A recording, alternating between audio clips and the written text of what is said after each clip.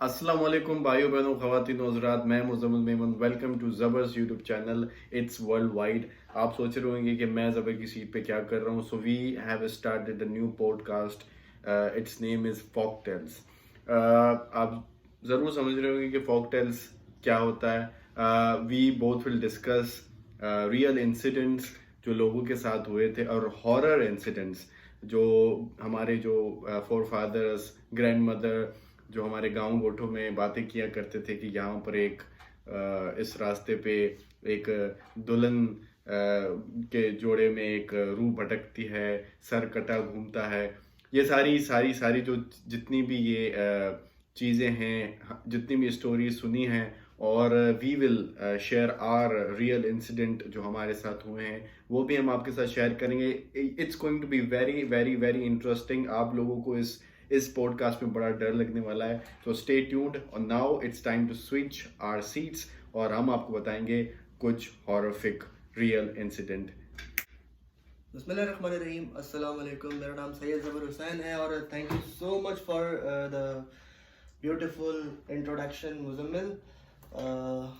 बड़े ही आपने बड़े अच्छे तरीके से डिस्क्राइब कर दिया है ऑलरेडी कि what this podcast is about to be. तो क्या लगता है आपको, क्या मतलब जो हमें देख रहे हैं वो they are going to believe us? जो मैं आपसे एक इंसिडेंट शेयर करूंगा, इट इज़ 100% ट्रू जो मेरे साथ हुआ। अब अल्लाह को पता है कि रियल उसमें कौन सी चीज़ थी या नहीं थी। और बहुत सारी ऐसी चीज़ें भी हम दोनों शेयर करेंगे जो हमने सुनी थी लोगों से। I hope that people can relate to us. यार मेरे साथ तो टू बी ऑनेस्ट बहुत कुछ हो चुका है और लाइक मैं तो अपने आप को वो क्या नाम था उसका, इवल डेड का जो वो हीरो जो है वो कंसीडर करता हूँ कि मतलब इतने इतने सारे बैड हैपनिंग्स के बाद भी I am still here and sharing those stories with you. और बड़ा ही एक मुझे जो है ना बड़ा एक वो हिंदी में कहते हैं ना, एक रोमांचक किस्म की फीलिंग आती है। तो बड़ा ही एक वो है। खैर, ये पॉडकास्ट के अंदर हम कुछ इंसिडेंट जो है वो डिस्कस करेंगे। जैसा कि मुजम्मिल ने कहा कि recently something happened to me, spooky happened with him. Yes. तो क्या था मुजम्मिल? हाँ, तो मैं ये एक छोटी सी रियल स्टोरी है। मैं आपसे ये जो है ना सारे जो आवाम देख रही है उनसे भी मैं शेयर करूंगा कि ये हुआ असल में क्या था। एक्चुअली ये बात है पिछले साल की, यही आई गेस अक्टूबर नवंबर का ही मंथ था। तो माय फादर टोल्ड मी, मेरे बाबा ने मुझे बोला कि कोई फ्लैट वगैरह देखो फॉर बिजनेस पर्पस ना। तो उन्होंने मुझे बोला कि अपने दोस्तों से पूछो, हमारी इतनी रेंज है, उस रेंज में आप कोई फ्लैट देखो। तो फिर मैंने बहुत सारे अपने दोस्तों को बोला, इसमें से एक ने कॉल की कि यार तुम मेरा फ्लैट देखो, ये XYZ जगह पर है। तो मैं अपने जो है दोस्त के साथ चला गया वहां पर। तो वहां पर मैं फ्लैट, उसका जो फ्लैट नंबर था वो था 6th फ्लोर। और 6th फ्लोर में हम जैसे ऊपर पहुंचे, बड़ी ही कोई हॉरिफाइंग लिफ्ट थी उसकी, एलिवेटर। और मुझे तो उससे लिफ्ट से ही बड़ी दहशत आ रही थी। मैंने कहा यार समथिंग इज नॉट गुड, पर मैंने यार खैर ये ऐसा होता रहता होगा। तो फिर हम जैसे ही ऊपर पहुंचे तो पूरे जो एरिया में एक ही सिर्फ घर था जो आबाद था। हमारा फ्लैट था लेफ्ट हैंड पे, तो हम चले गए लेफ्ट हैंड पे। तो हमने जैसे ही खोला, अपना फ्लैट खोला, तो मैंने जो है अंदर में चला गया ऐसे ही फ्रीली घूमने कि देख लूं कितने रूम्स हैं, रोशनी आ रही है, एक्सप्लोर करना कि हाँ it is good for the investment purpose. तो फिर मैं चला गया वहां पर। तो मेरे दोस्त ने मुझे बोला तुम चेक कर लो भले आराम से, वो वहां पर खड़ा हुआ था। तो मैंने कहा चलो ठीक है, इसमें क्या है। मैंने वॉशरूम वगैरह चेक किया, तो उसकी गैलरी में ना वो शहद की मक्खी का छाता लगा हुआ था। तो मैंने गैलरी तो मैंने स्किप कर दी। तो मैं जैसे ही मास्टर बेडरूम में पहुंचा तो वहां पर 3-4 जो है ना पिजन्स, कबूतर, वो मरे पड़े थे ना। तो मैंने कहा मे बी शायद गैलरी ओपन हो, इस वजह से आ गए हो, मर गए हो। तो मैंने जैसे ही उस रूम का जो वॉशरूम मैंने पुश किया तो वो something was, some force was pushing me from the behind door. जैसे आप किसी चीज को प्रेस मतलब करते आप हैं, खोलने की कोशिश कर रहे थे हाँ, और कोई उसको बंद करने की कोशिश कर रहा बंद था करने अगेंस्ट अगेंस्ट फोर्स उसकी थी, पर फिर भी मैंने स्नीक करके देखने की कोशिश की। मैंने कहा वॉशरूम कैसा है, तो मैंने जैसे ही स्नीक किया तो बिल्कुल अंधेरा था ना, तो मुझे सिंक नजर आया। तो सिंक में अंडे पड़े हुए थे पिजन्स के, और उसके ऊपर अंडे के ऊपर एक पिजन मरा पड़ा था।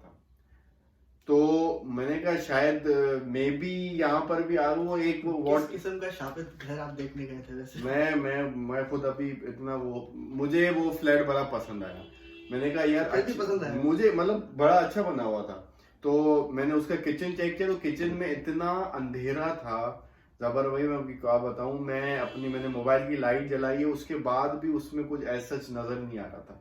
पर उस किचन में एक वियर्ड सी स्मेल थी, एक स्मेल होती है, बहुत कॉमन होती है जहाँ पे हाँ, कोई अच्छी चीजें नहीं होती तो वहाँ पे जैसे कि कहते हैं ना कि दरवेश गुजर रहा हो तो एकदम से गुलाब की खुशबू आती है, नहीं वहां पर स्मेल थी। हाँ वहाँ पे स्मेल होगी तो डेफिनेटली। बहुत ज्यादा, मतलब वो मुझे स्मेल फील हो रही थी। यूजेज ही नहीं है किसी किस्म का, हाँ, तो फिर भी वहाँ पे स्मेल तो आना एक बड़ा वियर्ड है। एग्जैक्टली तो फिर वहां पर ना वो एक किस्म की ताजी रोटियां होती है ना, ब्रेड, वो पड़ी हुई थी।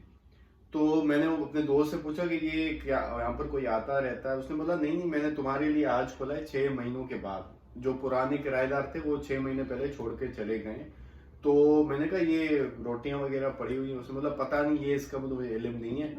तो जिसने ये छोड़ा हुआ था रेंट वालों ने, तो वहां पर उनके खिलौने, बच्चों के बहुत सारा, मतलब बिल्कुल सही सही जो सामान था वो पड़ा हुआ था मतलब कहने का ये है कि जो प्रीवियस पार्टी थी जी, वो इसको अनविलिंगली छोड़ के गई, अनविलिंगली छोड़ के चली गई।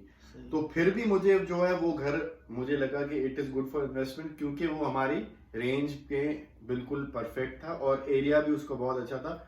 आफ्टर पॉडकास्ट में आपको उसका एरिया भी बताऊंगा, हमारे बिल्कुल करीब है।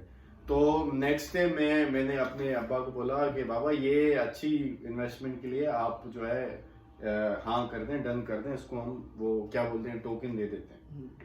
तो बाबा ने मुझे ऐसे ही बोला कि एक दफा अम्मी को लेकर जाओ, अम्मी को भी विजिट कराओ, देख लो कि भाई अम्मी को अगर पसंद आता है तो फिर बिस्मिल्लाह करते हैं, ले लेते हैं। तो फिर मैं दूसरे दिन अम्मी को लेकर गया फ्लैट पर। मैंने कहा आप विजिट कर लें, आप चेक कर लें। तो मेरी अम्मी की आदत है तो आयतुल कुर्सी वगैरह पढ़ती रहती हैं।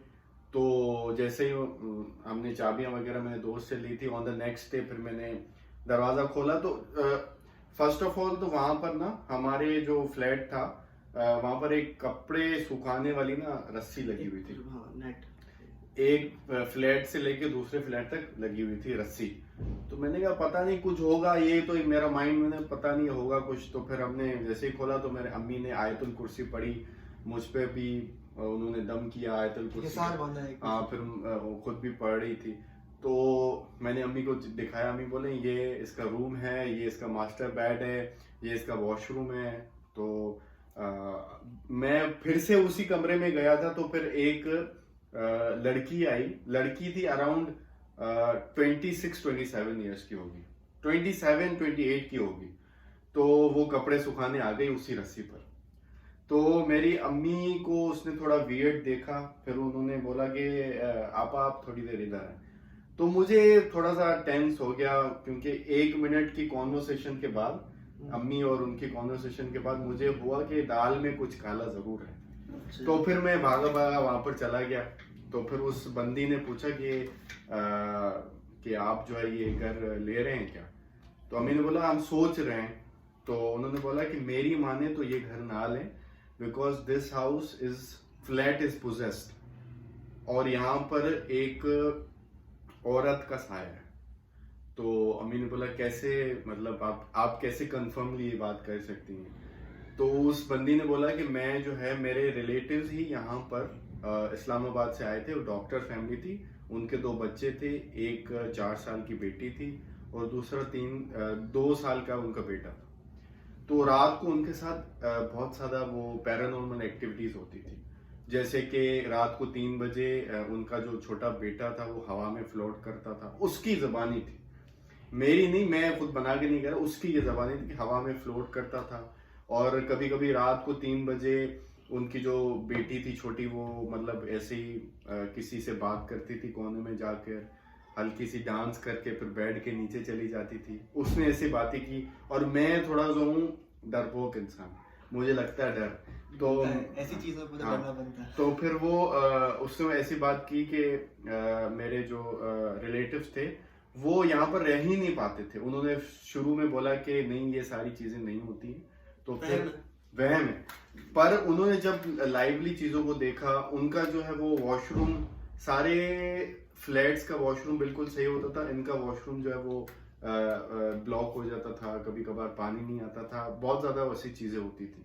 तो उन्होंने मौलवी साहब को बुलाया, तो मौलवी साहब ने बोला कि आपके लिए यही बेहतरी है कि आप जल्द अज जल्द ये फ्लैट छोड़कर चले जाएं। तो उस बंदी ने बोला मैं आपको दे रही हूँ सलाह, बाकी आप माने या ना माने। सही बात। तो मुझे देखें ये व्हाट इफ वाली कंडीशन है कि मे बी वहां पर वो बंदी जो है हमें किसी और को बेचने के लिए ये मन गढ़ंत कहानी बना रही हो। मे बी पॉसिबल है, लेकिन एक तो देखो ना कि एक तो सुनना इज समथिंग एल्स, उसके बाद हर इंसान के अंदर एक जो सेंसेस होते हैं, तो कहते हैं ना छठी हिस्स काम कर रही है, तो एक फीलिंग ये आती है कि कबूतर के अंडे और मरे हुए जानवर, और उसके बाद देखें ये सब चीजें प्रोजेक्ट की जा सकती है, लेकिन जो स्मेल है, जो बदबू का अनासर है, वो आप जो है ना क्रिएट नहीं कर सकते, क्योंकि वो इन चीज़ों से मख्तस होता है। अच्छी चीज़ों की अच्छी स्मेल होती है, लाइक समटाइम्स मेरे घर में ही मुझे कभी कभार ऐसा फील होता है कि कोई गुलाब की खुशबू आना शुरू हो गई एकदम से ना, तो वो एक बड़ा वो होता है। और समटाइम्स एक बैड किस्म की स्मेल आना शुरू होती है, इतनी कि आप उसको रेजिस्ट भी नहीं कर पाते हो। लेकिन हाँ, अगर वो इतनी बात कर रही है, मे बी वो एक होता है ना कि वो लगा के बताना, मिर्च मसाला डाल के बताना मे बी, लेकिन तुम्हारी बातों से लगता है कि हाँ समथिंग स्पूकी। कभी कभार मुझे तो ऐसा लगता है कि उसको मतलब शायद वही हो, क्योंकि देखिए उसी दिन उसको कैसे पता चला कि हम आने वाले हैं, उसी दिन उसने कपड़े सुखाने थे 4 बजे शाम को, वो सारी जो सिनेरियो क्रिएट हुआ, तो मुझे उसमें थोड़ा थोड़ा डाउट भी होता है कि may be she is the one जो हो, अल्लाह को पता, बाकी तो मुझे पता नहीं है। बाकी ये इंसिडेंट जो है मेरे साथ हुआ था, जो मैंने खुद अपनी मतलब वो अपनी आंखों से देखा। बाकी मैंने अल्हम्दुलिल्लाह कोई ऐसे पैरानॉर्मल एक्टिविटी देखी नहीं थी, पर जो मैंने अपनी आंखों से फील किया, देखा, वो मैंने आपको बताया। अपनों से याद आया कि एक दफ़ा मैं I'm going to tell you my own story जो मेरे साथ हुई। लाइक यार तकरीबन 5-7 साल पहले की बात है, और मुझे मतलब ये था कि रात में ना छुट्टियां चल रही थी, तो मैं क्या करता था कि मेरे पास एरिक्सन का फ़ोन था, सोनी एरिक्सन का ना, तो मैंने उसके हैंड फ्री लगाया हुआ और मैं गाने सुनते थे। अच्छा, मेरा शुरू से एक आदत है ना, मुझे डर नहीं लगता कि ना, एक होता है ना कि भाई ये काम, ये जगह पजेस्ड है या ये जगह हॉन्टेड है, तो वो वहाँ जाते हुए मेरी फटती नहीं है। मैंने कहा यार क्या हॉन्टेड है, क्या कौन क्या कर लेगा, इंसान से बड़ा जिन कोई नहीं होता भाई, तो इसलिए मुझे डर भी नहीं लगता। मतलब मेरे साथ बहुत चीज़ें हो चुकी हैं, लेकिन एक वो है कि भाई जिंदगी और मौत सिर्फ अल्लाह की मर्जी के ऊपर है, उससे पहले आपको ना आ सकती है ना कोई कुछ हो सकता है। मैं गाने सुनता हुआ ऊपर आ गया। अच्छा, अब फजर हो गई, तो मैंने कहा जवाल का टाइम होता है ना, एक रात को कहते हैं ना कि तहज्जुद के बाद एक जवाल का टाइम शुरू होता है जो फजर तक कंटिन्यू रहता है। डेविल्स आर, हाँ डेविल्स आर हमारे पास जवाल कहते हैं उसको, उस वक्त को। तो हुआ क्या कि अब फजर हो चुकी थी, सुबह 5:30 पौने 6 का टाइम हो रहा था, और पूरा जो बाहर का है खिड़कियाँ खुली हुई थी, ब्लूइश मौसम हो गया था। तो मैं अब लेटे मुझे जो है ना, मेरा जिस्म एकदम से भारी होना शुरू हुआ, लाइक ऐसे के हैवीनेस भी कह सकते हो, और ये कह लो कि पैरालाइज होना शुरू हो गया। ठीक है ना, कुछ लोग उसको पैरालिसिस भी बोलते हैं कि भाई स्लीप पैरालिसिस होता है कि उसमें आपका जिस्म काम करना छोड़ देता है ड्यू टू स्ट्रेस और एंजाइटी। लेकिन जो उस वक्त मेरी उम्र थी और जो उस वक्त मेरा वो था, तो इट इज़ नॉट नेसेसरी। और पैरालिसिस के अंदर आपको चीज़ें दिखती नहीं हैं। अब मेरे साथ क्या हुआ कि मेरा जब जिस्म पैरालाइज होना शुरू हुआ, एक भारी होना शुरू हुआ, तो मेरी बॉडी की मूवमेंट ख़त्म हो गई, मेरी टांगें भारी होना शुरू हुई, फिर मेरा abdomen और फिर मेरा हाथ भी, इनफैक्ट कि ना अब मेरे कान में हैंडफील लगा हुआ, अब मैं फातिहा पढ़ना शुरू करूँ या कुल पढ़ना शुरू करूँ तो वो बीच में टूट जाए। क्यों? क्योंकि यहाँ पे चल रहा है देसी बॉयज तो एक वो बन नहीं पा रहा। अब इत्तेफाक से मेरी जब आँख खुली ना, तो अब मैं देखता हूँ कि मेरे बराबर में कोई बड़ी टॉल सी काली सी बिल्कुल मकरूदा किस्म की कोई चीज़ खड़ी हुई है। ठीक है, मैं आज भी उसके बारे में सोचता हूँ तो थोड़ा सा फट जाती है मेरी, क्योंकि अब मैं उसको तुम्हारे सामने थोड़ा सा एलेबरेट करता हूँ कि उसकी अपीयरेंस क्या थी। उसकी अपीयरेंस ये थी भाई उसके पैर काले, और उस काले पैरों पे सिर्फ उसके जो नेल्स होते हैं वो ही रेड पिंक जो हमारा टोन होती है वैसे। उसके बाद उसके कपड़े काले, काली शलवार कमीज, एक होता है काली, एक होता है बहुत ज़्यादा काली, कहते हैं ना बम्बू काला जिसे कहते हैं ना हम लोग, वो। उसके बाद कमीज उसकी काली, और उसके बाद उसके हाथ भी ऐसे ही, मतलब जेट ब्लैक, और उसके बाद उसके नेल्स में। और ना मैं उसको देखता जा रहा हूँ, मेरी हिम्मत नहीं पड़ रही कि मेरा ना खाली इतना हिस्सा मैंने उसका देखा, इससे ऊपर मैं उसको देख नहीं पाया। और फिर मैंने करते करते आंखें बंद की, और फिर बस एक दफ़ा फोकस को अपने को जो है ना वो करके फातिहा पढ़ना शुरू की। और लिटरली मेरा जिस्म जैसे ही थोड़ा सा फातिहा कंप्लीट हुई, मैं सूरह नास की तरफ आया, सूरह फलक की तरफ आया, सूरह इखलास की तरफ आया, तो मेरा जिस्म जैसे ही हल्का होना शुरू हुआ, तो लाइक जैसे पैरालिसिस का पेशेंट कैसे उठता है बेड के ऊपर से, तो मैं इसी तरह बड़ा वो क्राउच करते हुए बेड से खुद को नीचे गिरा के अब जो है ना वो मैं उठने के बाद 1 मिनट का भी वक्फा ना लेते हुए मैं गया टूवर्ड्स द स्टेयर्स और जाके नीचे गया। और मेरी बहन वाले कमरे में मैं जाके वहाँ पे लेटा, और लेट के मैंने पहले तो सांस ली, और फिर मैंने उसको पूरा मज़ाहे का केस जो है वाकया बताया कि भाई ये मेरे साथ ऐसे हुआ है। तो इट हैपेंस।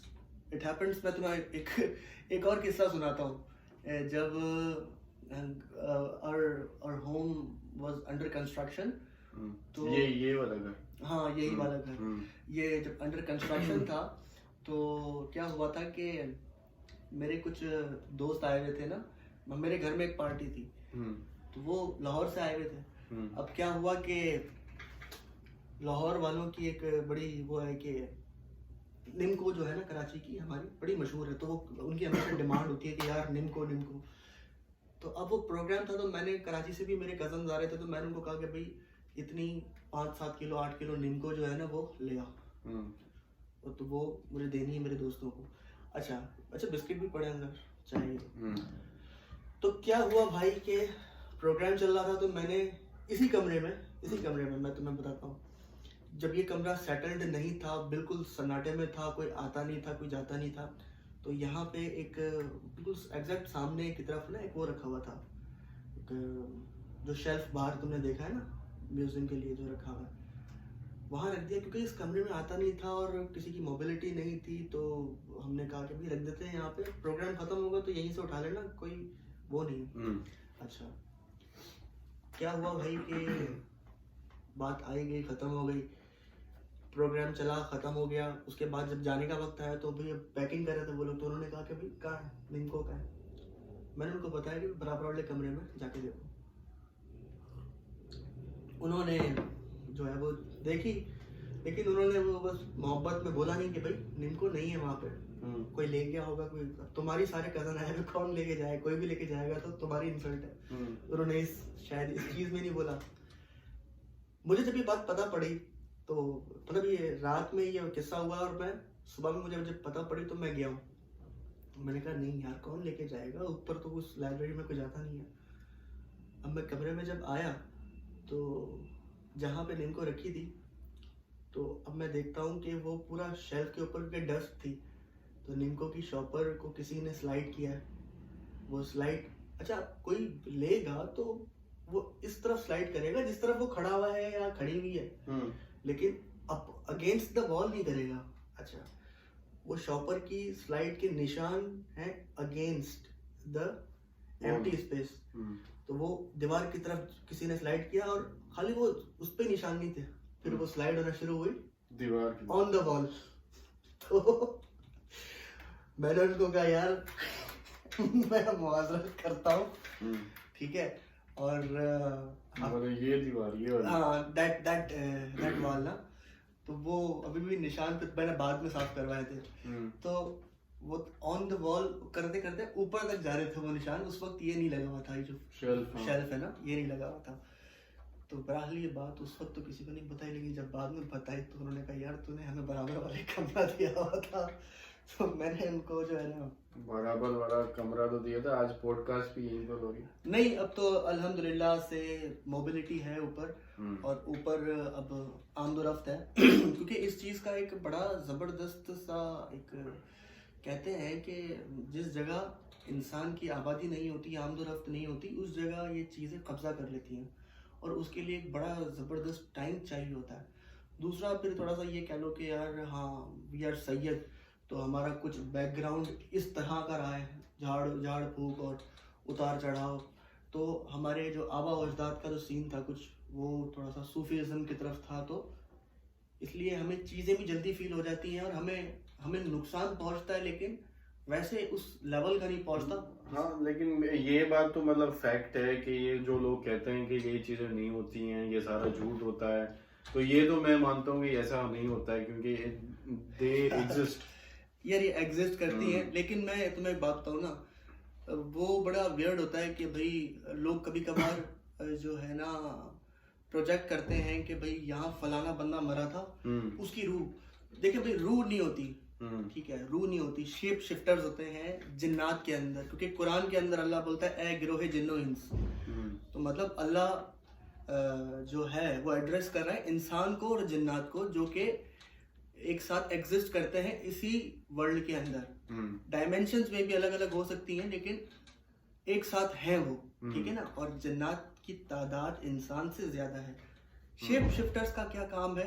अच्छा, लोग अक्सर वाकया सुनाते हैं कि यहाँ पे बच्चे की डेथ हुई, ठीक है, और वो बच्चा हमने अक्सर यहाँ पे चीखते हुए देखा है और रोते हुए देखा, खेलते हुए देखा। कभी कभार ऐसा भी तो होता होगा ना यार, आपने सुना होगा 10 बार कि मैंने देखा कि मेरी वालदा खड़ी है और फिर मैंने कहा चलो वालदा खड़ी होंगी, खड़े रहने दो। मैं जब नीचे कमरे में गया हूँ तो वालदा तो कमरे में सो रही है। हाँ, तो ये वालदा तो अल्लाह उनको जिंदगी दे, वालदा तो जिंदा है। जब जिंदा बनने की एक बंदा जो है मिमिक कर सकता है खुद को एक जिंदा बंदे के लिए, तो क्यों नहीं वो मिमिक करेगा एक ऐसे बंदे को जो गुजर चुका है, जो मर गया है। इसलिए भाई रूह परवास कर जाती है। रूह का कंसेप्ट तो ये है कि आपकी सांस खत्म, आपकी रूह का ताल्लुक वास्ता खत्म, और वो अल्लाह ताला के सुपुर्द। ये चीजें हैं, ये नॉन क्या बोलते हैं, गैर नूरानी जिसे कह सकते हो, ये रूह नहीं है भाई, ये जिन्नात होते हैं। और जिन्नात के अंदर भी बहुत सारी कैटेगरीज हैं। I am not not a specialist about these things, लेकिन जितनी भी इंफॉर्मेशन या नॉलेज है उसमें एक तुम्हें एक वाकया मुझे याद आ रहा है। एक्चुअली 2 वाकयात याद आ रहे हैं। पहला वाकया था कि 70s 80s में कराची बड़ा माशाल्लाह से एक साफ सुथरा और बड़ा ही यूरोप टाइप का एक शहर होता था। लेकिन जो जगहें उसकी अच्छी थी वो तो थी अच्छी ऑलरेडी, पर उसमें कुछ सन्नाटे भी थे, क्योंकि जिस तरह से ये तुम एयरपोर्ट वाला रोड देखते हो या कारसाज वाला रोड देखते हो, कराची में भी बड़ी स्टोरीज मशहूर है कारसाज और महोटा पैलेस के अंदर और ये वो। खैर उस पर बाद में आते। हुआ क्या भाई कि मेरी नानी के कोई रिलेटिव थे, वो कहीं से गुजर रहे थे। तो उस वक्त तो जाहिर सी बात है 70s 80s की अगर ये बात कर रहे हो, लेट 70s और अर्ली 80s की, तो उस वक्त इतनी मोबिलिटी नहीं होती थी। मतलब गाड़ियाँ बहुत लिमिटेड लोग इस्तेमाल करते थे, और ट्राम आई गेस ट्राम भी होती थी उस जमाने में। अच्छा, तो क्या हुआ भाई कि वो साइकिल पे जा रहे थे and suddenly came out of nowhere उनको एक आवाज आई, तो क्योंकि जगह पे बड़ा सन्नाटा था ना, कोई ये था कि सड़क बनी हुई थी, पक्का रोड था, लेकिन सन्नाटा, रात का टाइम, वो नौकरी से आ रहे थे या कुछ इस तरह का सीन था। उनको आवाज आई तो उन्होंने एकदम से वो चौंके, उन्होंने कहा ये भाई रात की इस पहर आवाज कहाँ से आ रही है। देखा तो बकरी का बच्चा खड़ा हुआ। अच्छा, बजाय उन्होंने ये सोचने के कि भाई बकरी का बच्चा इस टाइम क्या कर रहा है, क्यों, ये तो ना यूट्यूब के दौर के आजकल के लौंडे हैं, वो सोचते हैं व्हाट्स गोइंग ऑन, फैक्ट चाहिए, फैक्ट। तो पुराने लोग सीधे होते थे, उन्होंने कहा कि यार कोई नहीं, खड़ा हुआ ले जाओ घर पे, क्या सीन है।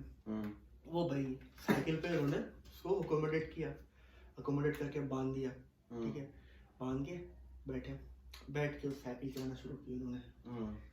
अच्छा, ग्रेजुअली एवरी सिंगल पैडल जो वो पुश कर रहे थे उसके साथ क्या हुआ कि वो साइकिल भारी होना शुरू हो गई। अब स्टार्टिंग में तो क्योंकि जवान बंदा होता है तो उसको इतना आइडिया नहीं हो रहा होता कि यार ये भारी होना शुरू, वो कुछ भी नहीं करता, वो कहता है यार शायद बकरा मैंने चढ़ाया ना। तो सांस जब फूलता है तो इंसान कहते हैं ना एंटी ग्रेविटी जाते हो, क्योंकि सांस जब कम होती है तो आप उनको लगता है शायद मेरा सांस, लेकिन इतना भारी होना शुरू हो गया भाई, इतना भारी होना शुरू हो गया कि वो मजबूर हो गए इस चीज पे कि यार मैंने बकरी का बच्चा रखा है या हाथी का बच्चा रखा है और मुझे इतनी कितनी फोर्स लगानी पड़ रही है कि मतलब मुझे तो समझ में नहीं आ रहा कि मुझसे साइकिल का पेडल तक नहीं लग रहा है। तो वो तकरीबन 100-125 मीटर ही आगे गए थे। तो जब उन्होंने पीछे मुड़ के देखा तो बकरी का बच्चा तो पीछे ही था, पर जहां से उस बच्चे को उठाया था उसके पाँव वहीं पे थे और इतनी देर से लाइक ही वाज स्ट्रेचिंग, मतलब वो लंबा होता जा रहा था, वो लंबा होता जा रहा था और वो जैसे जैसे लंबा हो रहा था तो उसकी अगेंस्ट फोर्स बढ़ रही थी और उनको जो है ना वो ज्यादा ताकत लगानी पड़ रही थी। और फिर उन्होंने क्या किया कि ऐसी मज़ाहिका फेज सूरत हाल में हर नौजवान जो करता है कि चप्पलें उतारी, छलांग लगाई और नाक की सीध में भागना शुरू कर दिया। और उसके बाद इस इंसिडेंट के बाद उनको तकरीबन 2-3 हफ्ते बुखार भी रहा, क्योंकि इतना लंबा बच्चा शायद उन्होंने पहले कभी देखा नहीं था ना कि जो ऑटोनॉमिक। ये चीज मैंने हमेशा सुनी है कि अगर कोई ये मखलूक देख लेता है या कोई इंसिडेंट उनके सामने होता है तो वो बीमार हो जाते हैं, बुखार हो जाता है। ये सारी चीजें मैंने सुनी भी है और ये सिर्फ तुम नहीं कह रहे, मैंने बहुत ज्यादा और लोगों से भी सुनी है कि तबीयत खराब हो जाती है क्योंकि वो ज़हन इतना शायद वो बर्दाश्त नहीं कर सकता। आदत नहीं है ना, जिस तरह हम कहते हैं ना कि एक अंडे के शेल से चूजा निकल रहा है, वो कुदरत देख के किसी की तबीयत खराब नहीं हो रही। लेकिन आप देख लो कि कोई बंदा लेविटेट होना शुरू हो गया या फ्लोट कर रहा है हवा में, कोई औरत दरख्त पे बैठी है। नहीं, क्योंकि ये सारी चीजें हमने जो है ना मूवीज में देखी हैं। अगर ये सारी चीजें मूवीज की हद तक हमें अच्छी लगती है, अगर जब वो रियलिटी बेस्ड हो जाती है तो इंसान को अपने अंदर वो बिलीफ खत्म हो जाता है कि यार ये तो मेरे ख्याल से तो मुसलमान को तो जो है ना इस चीज के लिए प्रिपेयर्ड रहना चाहिए, क्योंकि आप हजरत सलमान फारसी से भी वाकिफ हो कि उनकी ताकतें क्या थी और उन्होंने जो टेंपल ऑफ सोलेमान था वो कैसे जिन्नातों से बनवाया। ये तो बिल्कुल सही कह रहे हैं, लेकिन मतलब हर किसी के वो विल पावर नहीं होता ये सारी चीजें। जैसे मेरी बात सुनो ना, जैसे अमीर बंदा है ना, वो ओवर पैसा आ जाता है, औकात भूल जाता है जब वो ना, तो वो क्या करता है कि कब्जे करता है ऐसी जगहों पे जिनको वो इजीली दबा सके।